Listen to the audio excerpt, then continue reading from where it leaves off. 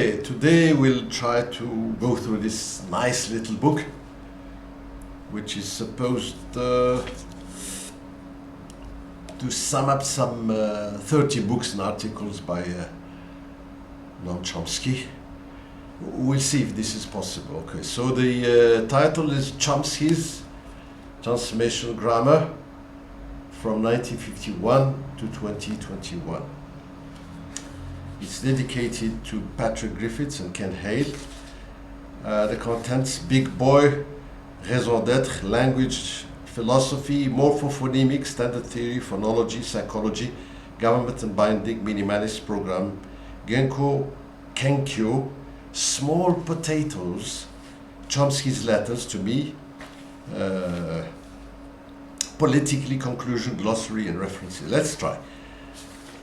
Chomsky is a big boy, i.e. the most famous linguist in the 20th century, ever since the publication of his first book, Syntactic Structures, in 1957. Saint-Mézin-Loire compared him to Aristotle. Others compared him to Albert Einstein, etc., etc. Now, raison d'être. Why should we study linguistics? When you introduce yourself, Mézin-Loire says, when somebody introduces himself in a party as a doctor, people will wonder in which hospital he works. And when somebody introduces himself as a lawyer, everybody will think when he has a legal problem, the lawyer would be able to help. But when you introduce yourself as a linguist, people will be astonished and ask, what do you mean by linguistics? This is the first problem. And then you have language and philosophy. What is language? Well, thanks to this tremendous God-given instrument, man has achieved many objectives, personal goals, and civilizations throughout history.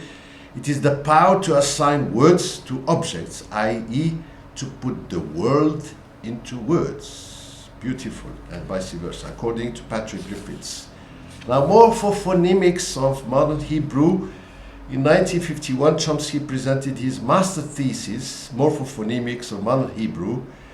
It is considered by many as a landmark study in linguistics and generative phonology, which provides not only an analysis of morphophonemics, but of the entire grammar of modern Hebrew, from syntax to phonology.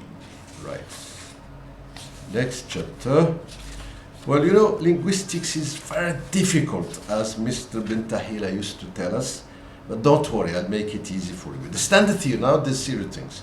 The first TG model consists of grammatic rules, some components of which are PS rules, lexicon and transformations.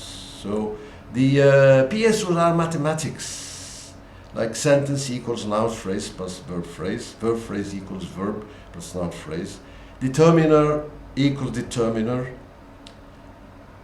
plus n, etc., etc.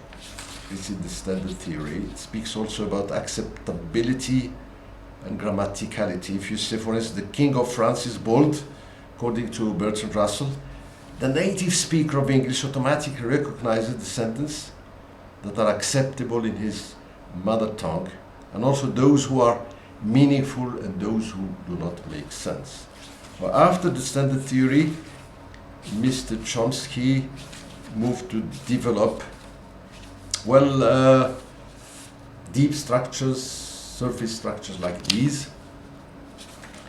And then, as far as phonology is concerned, Chomsky's enterprise is entirely based on syntax, but he still has a major contribution to phonology with the help of Maurice Halley in the book called The Sound Pattern of English, which deals with distinctive features.